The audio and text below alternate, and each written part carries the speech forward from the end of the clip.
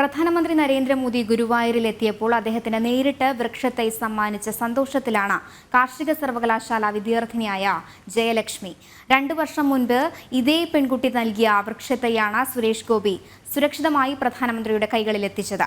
കർഷക തിലകം കൂടിയായ ജയലക്ഷ്മി പ്രധാനമന്ത്രിയോടൊപ്പം തനിക്ക് ലഭിച്ച അഭിമാനകരമായ നിമിഷങ്ങൾ ജനം ടിവിയോട് പങ്കുവയ്ക്കുകയാണ്.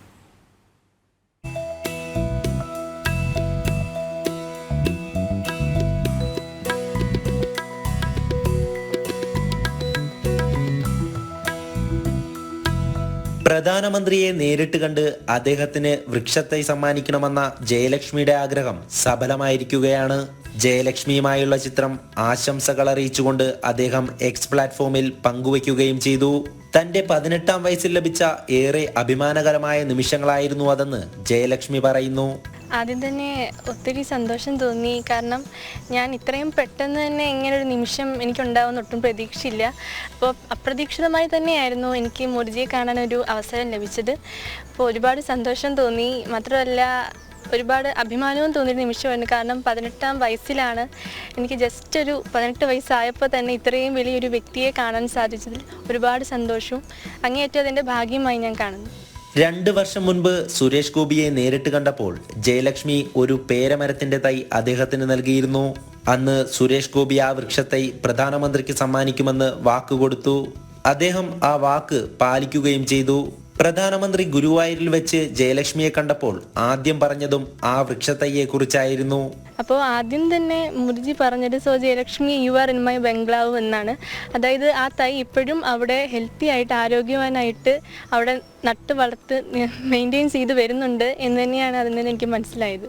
അത് സുരേഷ് ഗോപി സാർ ഇല്ലായിരുന്നെങ്കിൽ ഇത് സാധിക്കില്ല. കാരണം ആ ഒരു തൈ കൊടുത്തപ്പോൾ തന്നെ സുരേഷ് ഗോപി സാറിന് സമ്മാനമായി കൊടുത്തൊരു തൈയാണ്. സാർ ഇങ്ങോട്ടത് പറയുകയാണ് അത് സുരേഷ് ഗോപി സാർ തന്നെ മോദിജിക്ക് കൊടുക്കാം, ജയലക്ഷ്മി തന്നെയെന്ന് പറഞ്ഞിട്ട് ആ ഒരു വാക്ക് സാർ പാലിച്ചു. അത് അന്ന് തന്നെ എനിക്ക് മനസ്സിലായി.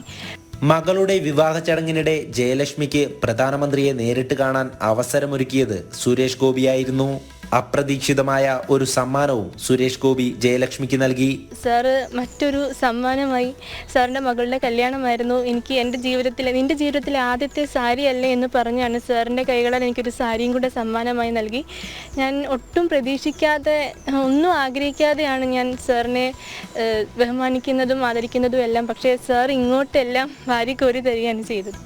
കുഞ്ഞുനാൾ മുതൽക്കേ ജൈവ കൃഷിയോട് താല്പര്യമുണ്ടായിരുന്ന ജയലക്ഷ്മി കേടുവരുന്ന പച്ചക്കറികളിൽ നിന്നും വിത്ത് കണ്ടെത്തി അതിന് പുതുജീവനേകിയാണ് തുടക്കം കുറിച്ചത്. കൊച്ചുനാൾ മുതലേ പ്രകൃതിയുമായിട്ടും ജീവികളുമായിട്ടും ഒക്കെ ഇണങ്ങിയായിരുന്നു ഞാൻ വളർന്നു വന്നത്.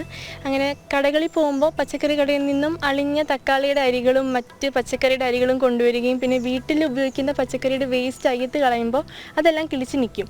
ആ വേസ്റ്റ് കൊണ്ട് ആ ഒരു കിളിച്ച് നിൽക്കുന്ന അരികൾ ഓരോ ചട്ടിയിലാക്കിയും പിന്നെ സ്കൂളിൽ നിന്ന് ഓണത്തിന് ഒരു മുറം പച്ചക്കറി എന്ന് കിട്ടുന്ന അരികൾ നട്ടും പിന്നെ പ്രകൃതി ദിനത്തിൽ കിട്ടുന്ന തൈകൾ നട്ടുമൊക്കെയാണ് ഞാൻ തുടങ്ങി വന്നത്.